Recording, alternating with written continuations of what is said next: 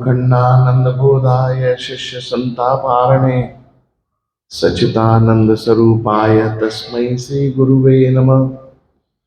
पीताम्बरालं कृतपृष्ठभागं भस्मावगुण्ठाखिलरुक्मदेहं विद्युत्सदा पिञ्जटाभिरामं श्रीतत्त्वयोगीशमनतोऽस्मि। शङ्खचक्रगदापाणे द्वारकानीलाय चित्तगोविन्द पुण्डरीकाक्षमां शरणां गताम्। ओम श्री सद्गुरु चरण कमले विभु नमः। नारायण परा वेदा देवा नारायण मंगा नारायण परा लोका नारायण परा मखा नारायण परो योगो नारायण परम तप नारायण परम ज्ञानम नारायण परागति। ओम नमः शिवाय ओम शंकराय नमः नमः। सद्गुरु चरण कमले विभु नमः।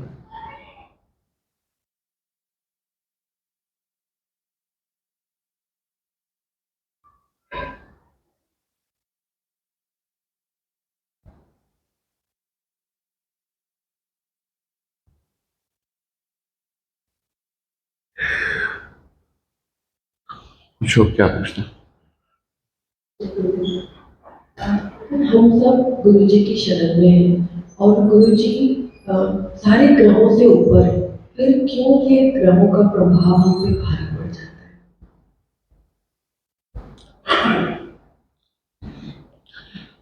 मनुष्य के जीवन के अंदर एक बात याद रखना,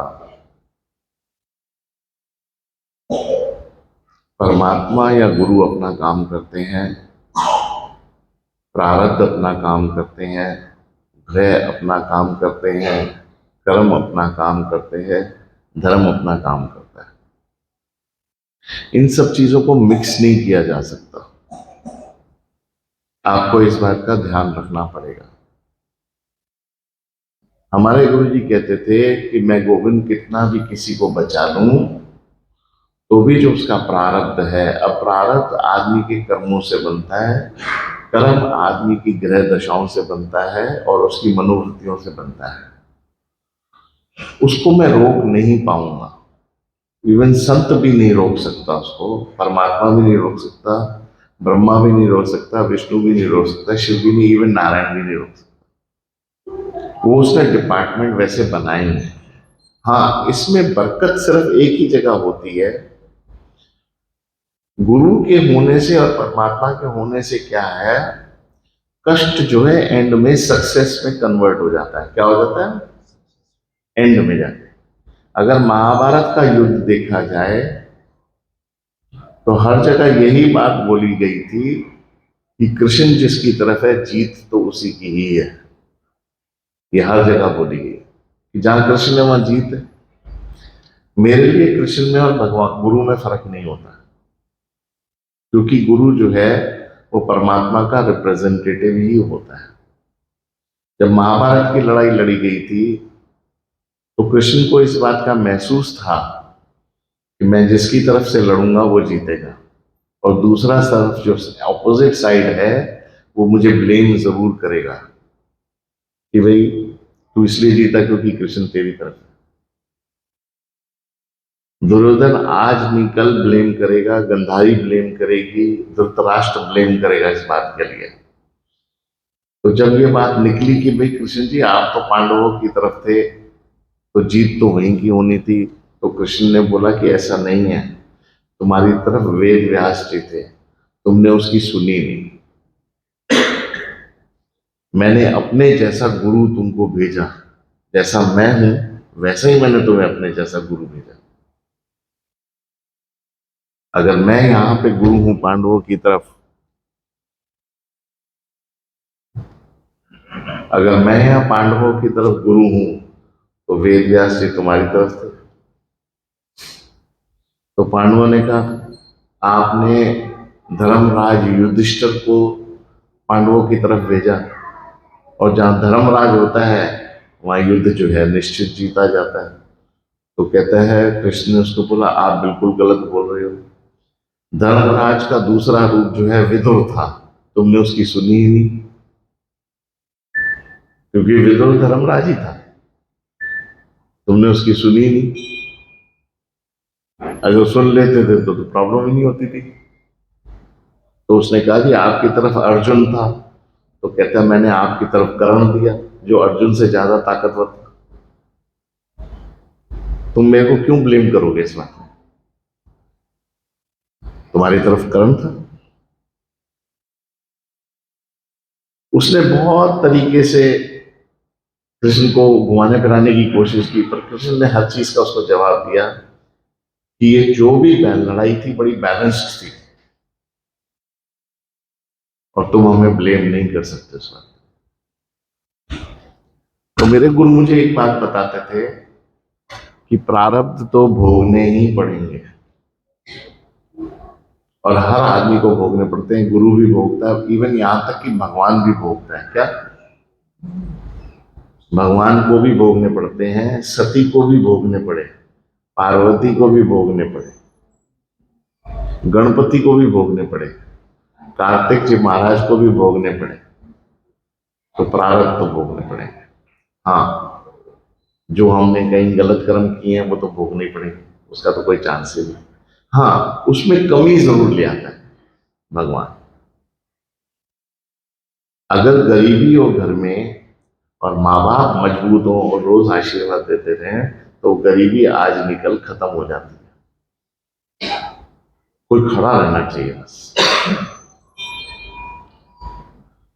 तो आप ये कह नहीं सकते हो कि गुरु के होते हुए ग्रहों जो क्यों असर करते हैं, वो असर करेंगे।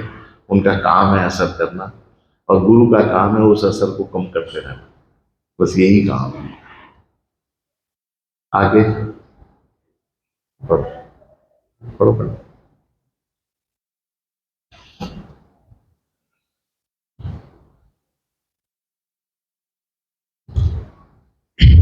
यह श्लोक जो है अर्जुन के तृतीय प्रश्न का उत्तर स्वरूप में है। प्रश्न है कि दिव्य स्थिति प्राप्त करने का साधन क्या है। कहता है, अर्जुन भगवान कृष्ण से पूछता है कि दिव्य स्थिति, परमात्मा वाली स्थिति प्राप्त करने का तरीका क्या है। हम गीता पढ़ते हैं पर इतनी डिटेलिंग नहीं पढ़ते, पर एक्चुअल में इसमें डिटेलिंग बहुत है। अर्जुन कहता है कि हम परमात्मा आप जैसी दिव्य स्थिति, आप जैसी दिव्य स्थिति समझते हो, हम आप जैसे कम बन सकेंगे। हम परमात्मा जैसे बन सकते हैं, परमात्मा नहीं बन सकते, इस बात का ध्यान रखना। हम गुरु जैसे बन सकते हैं, गुरु नहीं बन सकते। हम मां भगवती जैसे बन सकते हैं पर मां भगवती नहीं बन सकते। फर्क है। मैं अपने माँ बाप जैसा बन सकता हूं पर मैं माँ बाप नहीं बन सकता। बहुत फर्क है इसमें। तो कृष्ण, अर्जुन पूछता है कृष्ण से कि हम दिव्य स्टेज तक कैसे पहुंचेंगे, जो उस स्टेज तक कैसे पहुंचेंगे जो हम आप जैसे बने। आप नहीं बने, आप जैसे कैसे बने। आगे चलो। अर्जुन ने कहा कि भगवान ने बताया गया है कि भौतिक जगत प्रकृति के गुणों के चमत्कार के अंतर्गत कार्य कर रहा है। एक ऊपर खाने में एक, जैसे यहां से पृथ्वी के अंदर और सूर्य के बीच में एक ओजोन लेयर है। क्या है? जो हमें हमारे स्किन को प्रोटेक्ट करती है। और आप सवेरे सैर पता है क्यों करने जाते हो? रीजन क्या है उसका? क्योंकि ओजोन ज्यादा होती है। पता है तुम्हें ये बात? नहीं पता है? सवेरे 4 और 5 बजे के बीच में ओजोन ओजोन लेयर की, उसमें ओजोन ज्यादा होता है, इसीलिए लोग सवेरे वॉकिंग पे जाते हैं 4 और 5। सूर्य से पहले सूर्य की जो लालिमा होती है ना सवेरे की, और सूर्य की जो लालिमा शाम की होती है, दोनों में कलर में फर्क होता है। कभी तुमने ध्यान नहीं दिया इन बातों को? जो सवेरे रेडनेस होती है सूर्य के अंदर और जो शाम की रेडनेस होती है, उसमें दिन रात का फर्क होता है। कभी ध्यान देना इस बात। तो जो सवेरे की रेडनेस होती है उससे थोड़ा पहले ओजोन लेयर सबसे मैक्सिमम होती है। उसी तरीके से यहां और भगवान के बीच में एक लेयर है जिसको प्राकृति कहते हैं। क्या कहते हैं? और ये पृथ्वी उस प्राकृति के छांव में आती है, उसके अंदर आती है। दोबारा पढ़ो से। अर्जुन ने कहा भगवान यह भौतिक जगत प्रकृति के गुणों के चमत्कार के अंतर्गत कार्य कर उसके रहा है। अंतर्गत आता है। हाँ मनुष्य को गुणों के कर्मों से विचलित नहीं होना चाहिए। हाँ, मतलब तुम्हारे अंदर कितनी भी ताकतें आ जाएं, फोर्सेस आ जाएं और कितने भी गुण आ जाए, उससे आदमी को हिलना नहीं चाहिए। मतलब उससे उसको कैजुअली ले लेना चाहिए, ये होता है, कोई बड़ी बात नहीं है। आगे चलो। उससे चाहिए कि अपनी चेतना ऐसे कार्यों में न लगा करके उसे भगवान के कृष्ण के कार्य में लगाए। कहता है अगर दिव्य साधना प्राप्त करनी है परमात्मा की, तुम्हारे को दिन रात परमात्मा के बारे में ही सोचना पड़ेगा। अब हम परमात्मा के बारे में दिन रात तो सोच नहीं सकते, पर एक काम कर सकते हो, परमात्मा को याद रखना पड़ेगा, वो भी दिव्य का है। क्या है? याद रखना परमात्मा को, वो भी दिव्य कार्य ही माना गया है। हमारे गुरु के पास बहुत, मैं पहले पूछता रहता था, मैं क्या गुरु जी भगवान को प्रसन्न करने के लिए, गुरु को प्रसन्न करने के लिए हमें क्या करना चाहिए? कहते कुछ नहीं, सेवा करो। अब सेवा करके क्या कर लेगा? थोड़े बर्तन धो लेगा, थोड़ा किचन में काम कर लेगा, सत्यनारायण की चूरी बना लेगा, फूल माला चढ़ा लेगा, और क्या कर लेगा? इससे ज्यादा क्या कर लेगा? संतरे ले आएगा भगवान के लिए, आप एप्पल ले आएगा, और क्या कर लेगा? तो कहते यही सेवा है। कहते सच्ची सेवा मैं बताऊं क्या है? कहते सच्ची सेवा है परमात्मा को याद करना। क्या कहते हैं? जो परमात्मा को याद करता है वो सबसे बड़ी सच्ची सेवा मानी गई है। चाहे तुम एप्पल लेके हो या नहीं लेके हो, कोई फर्क नहीं पड़ता। आगे चलो। उसे चाहिए कि अपनी चेतना शक्ति को ऐसे कार्य में न लगा करके उसे भगवान कार्य में लगाएं। परमात्मा के कार्य में लगाएं। हाँ आगे चलो। भगवान का कार्य जो है वो भक्ति योग के नाम से विख्यात है। भक्ति योग उसे कहा जाता है, परमात्मा को याद करना भक्ति योग कहा जाता है। क्या मैंने आपको पहले भी बताया, याद करना कैसे कहा जाता है, रखा जाता है। जैसे शादी से पहले तुम्हें अपने माँ बाप याद थे, शादी के बाद पति याद है, बच्चे पैदा होने के बाद फिर बच्चे याद है, पति आ जाता है सेकंड स्टेज पे, फिर पोते आते हैं तो फिर पोते याद रहते हैं, उसके बच्चे रह जाते हैं सेकंड स्टेज पे। तो तुम्हारी याद की जो स्टेज है वो बदलती रहती है, पर परमात्मा के मामले में ये बदलती नहीं है, ये फिक्स्ड होती है। एक बार परमात्मा याद रहेगा बैक ऑफ द माइंड, वो परमानेंट ही रहेगा, फिर वो कटता नहीं है। आगे चलो। ऐसे में सदैव भगवान के लिए कार्य करना होता है। इसमें अब इस याद करने के लिए हमें काम करना पड़ता है। क्या हम काम इसलिए नहीं कर रहे कि तुम याद आओ, ये याद रखने के लिए हमारे को ये डिफरेंट सेवाएं करनी पड़ती हैं। कभी सत्यनारायण की कथा कर दी, कभी कृष्ण जन्माष्टमी कर दी, कभी ब्रह्मोत्सव कर दिया, कभी गुरु जी का जन्मदिन मना लिया, कभी आश्रम का जन्मदिन मना लिया, क्योंकि हमें परमात्मा को परमानेंट याद करना है। तो इस याद करने के चक्कर में हम बाकी काम करते रहते हैं। एक्चुअल में परमात्मा एक बार याद हो जाए, पर ये काम साइड बाय साइड रह जाता है। ये मेन है इस बात को समझने का। आगे चलो। भगवान के जितने विभिन्न पूर्ण अंश हैं वह सब भगवान के कार्य में सम्मिलित करने योग्य है। केवल भगवान कृष्ण को याद करना नहीं है, सारे परमात्मा के अंश को याद करना होता है। दोबारा बोलना पड़ेगा, मेरे को समझ नहीं आया थोड़ा। केवल कृष्ण भगवान ही इस अंश में नहीं आते हैं, अर्थात भगवान के जितने पूर्ण अंश हैं वह सारे इस कार्य के लिए सम्मिलित होते हैं। कहता है भगवान कृष्ण सिर्फ इस चीज में नहीं आते हैं, भगवान के जितने भी अंश हैं वो भी इसी काम में आ जाते हैं। अभी अंश, आप थोड़ा कंफ्यूज हो गए अंश में। पहली बात, एक बात याद रखना जिंदगी में, देवताओं में और भगवान में फर्क है। देवता एक सर्टेन डिपार्टमेंट का मालिक है, भगवान पूरी सृष्टि का मालिक है। इन दोनों में फर्क है। सूर्य देवता है, सूर्य भगवान नहीं है। चंद्रमा देवता है, चंद्रमा भगवान नहीं है। माता देवी है, माता भगवान नहीं है। उसका सर्टेन डिपार्टमेंट है, लक्ष्मी का है, सरस्वती का है, काली का है। भगवान क्या कहते हैं, जो मेरे पूर्ण अंग है उसको तुम याद कर सकते हो। अब इनके भगवान के पूर्ण अंग क्या है पता है आपको?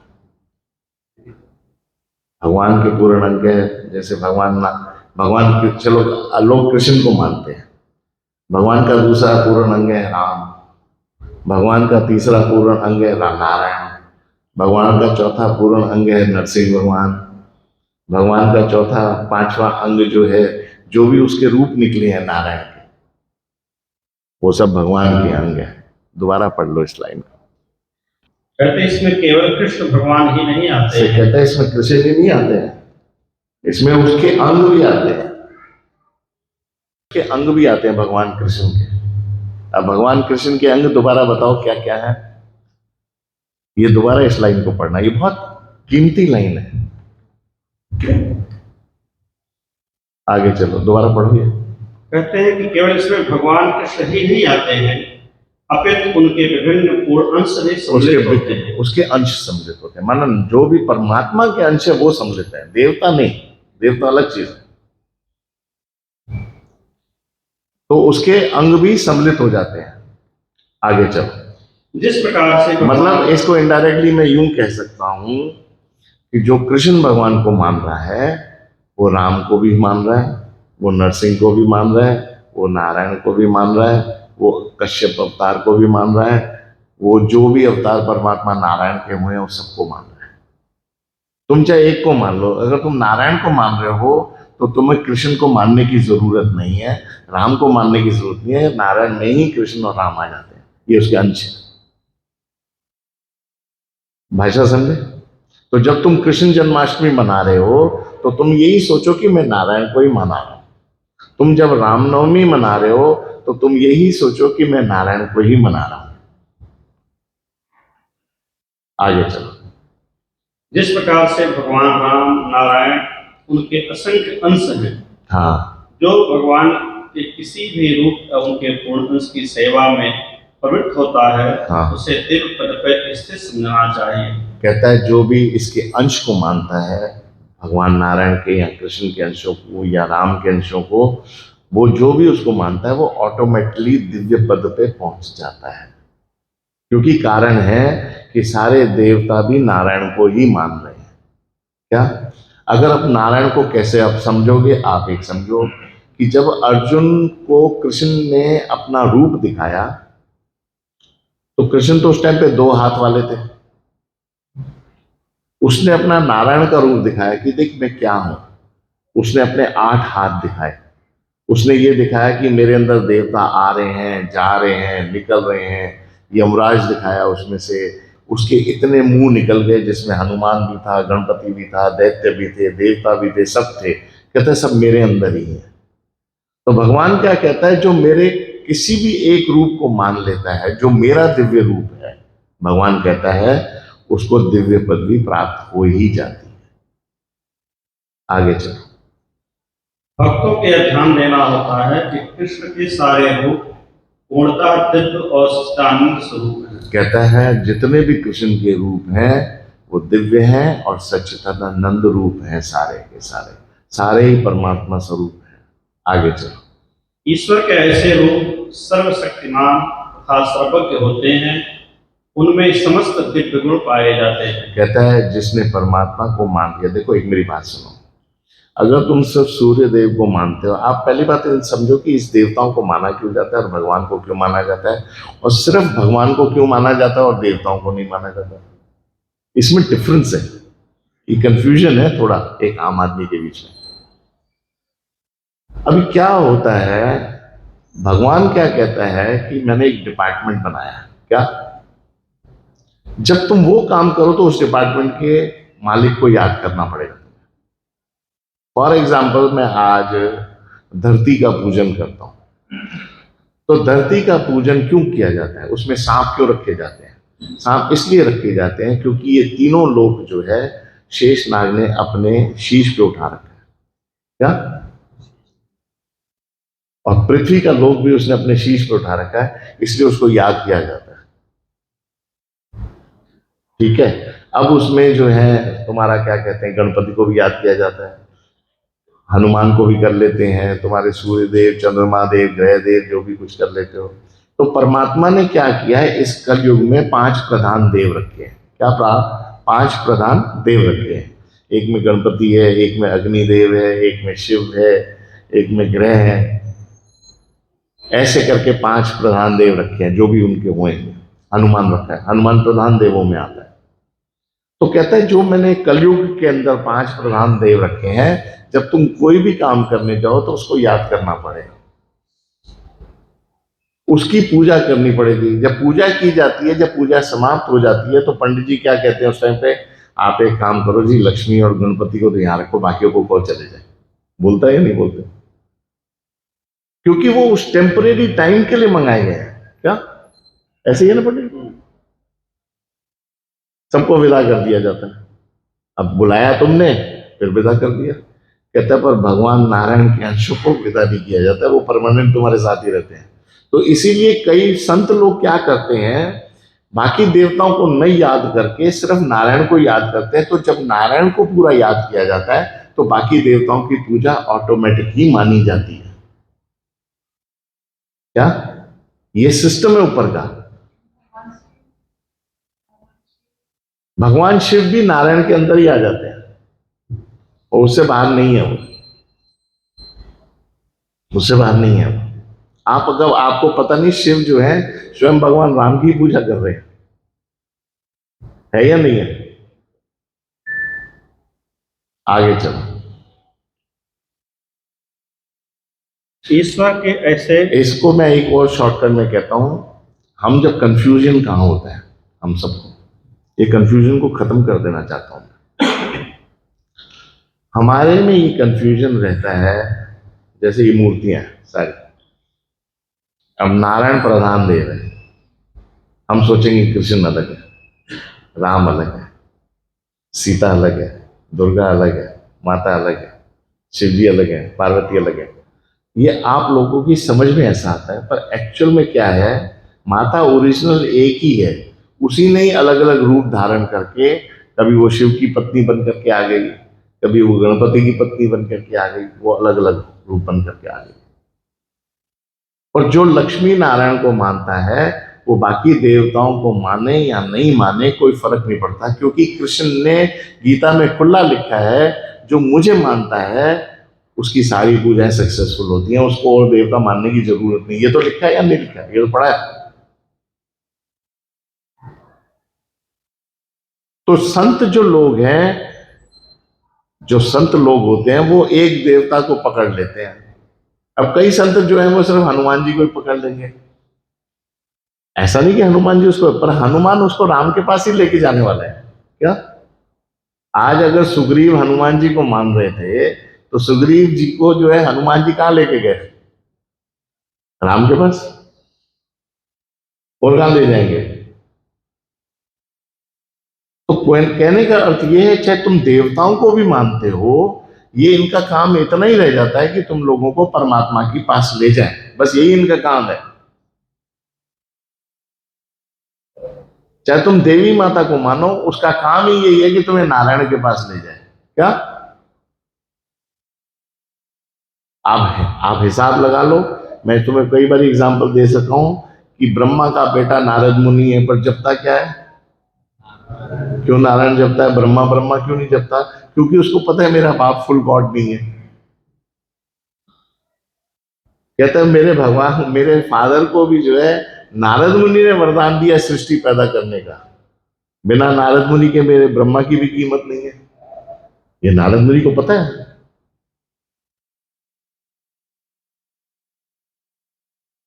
तो भगवान कृष्ण क्या कहते हैं कि अगर तुम पूर्ण भगवान को एक बार याद करते हो, बाकी देवताओं को नहीं याद करो, उसी टाइम याद करो जब तुम्हारा काम हो, तो तुम्हारे को कोई भी गिला शिकवा नहीं है। वो तुम्हारे को कोई भी आकर के भगवान पकड़ेगा नहीं कि तू कृष्ण को याद करता, मुझे क्यों नहीं करता, नहीं पकड़ेगा तुम्हें।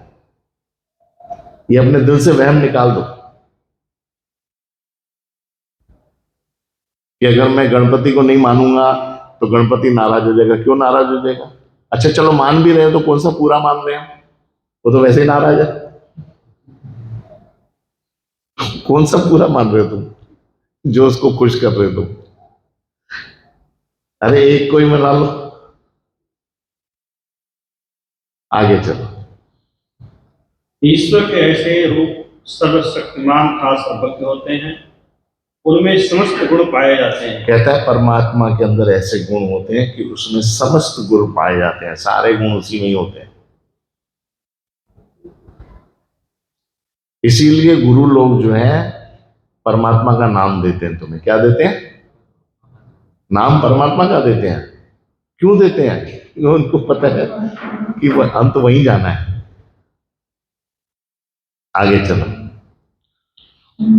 भगवान के पूर्ण अंशों की सेवा में दृढ़ संकल्प के साथ व्रत होता है। कहता है भगवान की कोई भी सेवा अंशों वाली हो वो पूरी मानी जाती है। आज नरसिंह जयंती है तो नरसिंह मना लो, राम जयंती है तो राम मना लो, पर एंड ऑफ द डे सब नारायण है या कृष्ण है? क्या है? सब नारायण ही है। आगे चलो। भगवान ये कहते हैं कि प्रकृति के गुणों को जीत पाना मनुष्य को पार पाना बड़ा कठिन होता है। कहता है ये जो नेचर है भगवान की, इसको पार पाना बहुत मुश्किल है, इजी नहीं है इंसान के लिए। आगे चलो। लेकिन वह मनुष्य उन्हें सरलता से जीत सकता है। कहता है अगर परमात्मा समस्त जो पूर्ण परमात्मा है उसको जब मानेगा तो इजीली पहुंच जाएगा। कैसे? जो पूर्ण परमात्मा है उसको पाएगा तो इजीली पहुंच जाएगा। आगे चलो। भगवान के किसी रूप के शरण में ग्रहण करने से तुरंत ही प्रकृति के गुणों के प्रभाव को लांघा जा सकता है। कहता है इस प्रकृति को अगर तुम्हें लांघना है, परमात्मा का कोई भी स्वरूप उसको पकड़ लो तुम। अब परमात्मा के स्वरूप मैंने तुम्हें बताया कितने हैं? एक्चुअल में 10 है। कितने? विष्णु के अवतार कितने हैं? मेन 10 हैं?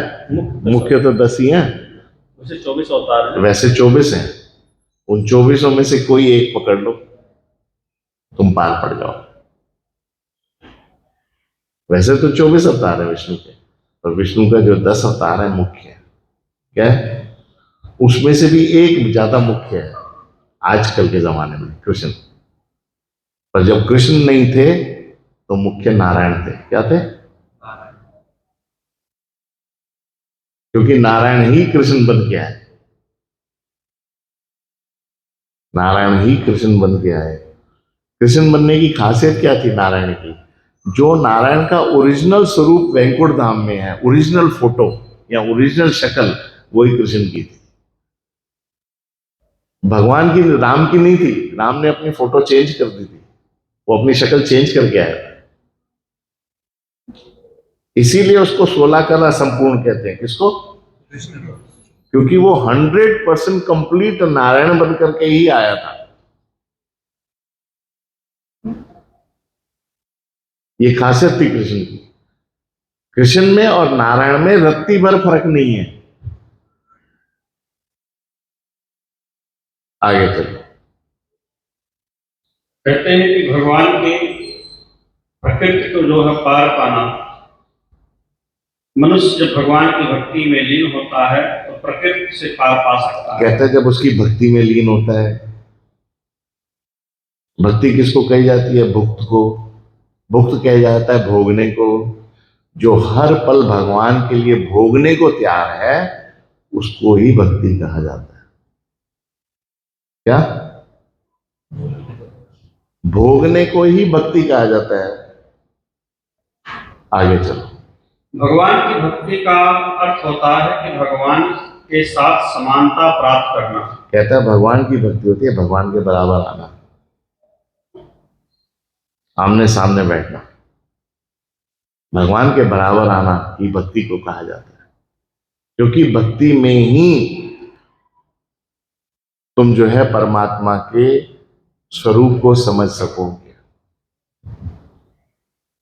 आज हस्बैंड वाइफ होते हैं ना, उनमें प्यार कब बढ़ता है पता है? जब एक दूसरे के दुख और सुख को वो समझ सके। क्या? नहीं तो प्यार नहीं। उसी तरीके से परमात्मा है, परमात्मा कहता है जो मेरे गुणों और जो मेरी प्रकृति को समझ सके वो मेरा है। और प्रकृति को समझने के लिए भक्ति योग चाहिए। भक्ति योग के द्वारा परमात्मा जो है सेम लेवल पे आकर के मिल जाता है। नहीं तो पति पत्नी सिर्फ छत के नीचे रहने लायक हैं, बस, और कुछ नहीं है। आगे चलो। भगवान कहते हैं कि उनकी प्रकृति सच्चिदानंद स्वरूप है और उसकी प्रकृति सच्चिदानंद स्वरूप है। सत्य कहते हैं, चित्त कहते हैं, आनंद कहते हैं। परमात्मा जो है खुद सत्य है, खुद चित्त है, खुद आनंद है। जो हमारा कॉन्शियसनेस है वो परमात्मा की देन है, खुद की। उसके अंदर जब आनंद पैदा होता है तो समझो परमात्मा पैदा हो गया। हमारे कॉन्शियसनेस के अंदर आनंद जब पैदा होता है तो समझो परमात्मा पैदा हो गया। आगे चलो। और सारे जीव जो है परम के अंश हैं। और वैसे देखा जाए तो सब परमात्मा के अंश है, पर सब में सच्चित आनंद नहीं है। आगे चलो। जिस प्रकार सोने के कण सोने की खान के अंश हैं, जिस तरह सोने की जो डस्ट है और सोने की जो माइंस है उसमें फर्क नहीं है, सेम है। तुम डस्ट को ले लो और तुम माइंस को ले लो, वो सोने की सेम है। उसी तरीके से आगे चलो। इस प्रकार से जीव अपनी आध्यात्मिक स्थिति में सोने के समान या भगवान कृष्ण के समान ही गुण वाला होता है। कहता है जब उसके अंदर भक्ति योग जाग जाता है इंसान के अंदर तो भगवान कृष्ण में और भक्त में फर्क नहीं होता है, क्योंकि जो उसके अंदर सोने का कण पैदा हो गया है वो उस माइंड को पहचान सकता है, क्योंकि वो तो माइंड है। कहता है इस सोने के कण को पहचानना पड़ेगा बस। जिसने इसको पहचाना उसने उसको पहचाना। आगे चलो। किंतु भगवान और भगवान के भक्त बन के जैसा बनने में अंतर बना ही रहता है। कहता है फर्क तो रहेगा, भक्त और भगवान में फर्क रहेगा, एक नहीं हो सकते। ये भूल जाओ कि वो एक हो सकते हैं। जो सोचते हैं कि भगवान और भक्त एक हो जाते हैं, नहीं है, बिल्कुल नहीं है। थोड़ा फर्क रहता है। आगे चलो। अन्यथा भक्त योगी का प्रश्न भी नहीं उठता है। हाँ, आगे क्या दोबारा बोलना है? अन्यथा भक्त योग का प्रश्न भी नहीं तो भक्ति योग हम कहते ही क्यों अगर फर्क नहीं होता तो? इसलिए भक्ति योग में और भगवान में थोड़ा फर्क है, वो फर्क रहेगा और रहना भी चाहिए। पत्नी पति का मजा तब ले सकती है जब पति के अंदर गुण अलग होंगे। अगर पति और पत्नी दोनों एक हो गए, एक दूसरे के अंदर मिल गए, ना वो पत्नी रहा ना वो पति रहा, खत्म, 0/0 हो गया सब। तो भक्त और भगवान में 0 कुछ फर्क रहता है, सेम नहीं रहता। आगे चलो। भक्ति योग का अर्थ है कि भगवान है और भक्त का तथा भगवान भक्त के बीच प्रेम का आदान प्रदान चलता है। कहते हैं लेना देना चलता है बहुत। ये मैंने देखा है, खुद देखा है अपना गुरुजी के साथ। एक स्टेज ऐसी आ गई थी मेरे अंदर कि वो दिए जा रहे थे, मैं लिए जा रहा था, और मैं दिए जा रहा था, वो लिए जा रहे थे। एक स्टेज ऐसी आ गई थी, बहुत बड़ी स्टेज थी ये। मैं उस स्टेज से थोड़ा नीचे आ गया हूँ, ठीक है, आ जाऊंगा फिर कभी जब आएगा। वो स्टेज मैंने देखी है। उसमें जो आनंद आता है ना, वो आनंद पता क्या है? भगवान सब देना चाहता है और भक्त भी सब देना चाहता है। भक्त अपने आप को सब कुछ दे देना चाहता है भगवान को, और भगवान भी सब भक्त को दे देना चाहता है, सब चीजें दे देना चाहता है। इसको आदान प्रदान कहते हैं। ये एक स्टेज आती है भगवान के साथ। आगे चलो। भगवान में और भक्त में दो व्यक्तियों का जो है वैश्विक तत्व का वर्तमान रहता है। हाँ, अन्यथा भक्ति योग का कोई अर्थ ही नहीं है। कहते हैं इसमें तत्व का डिफरेंस रहता है, भक्ति योग और परमात्मा। क्योंकि सी, एक क्वेश्चन में बताता हूं आपको।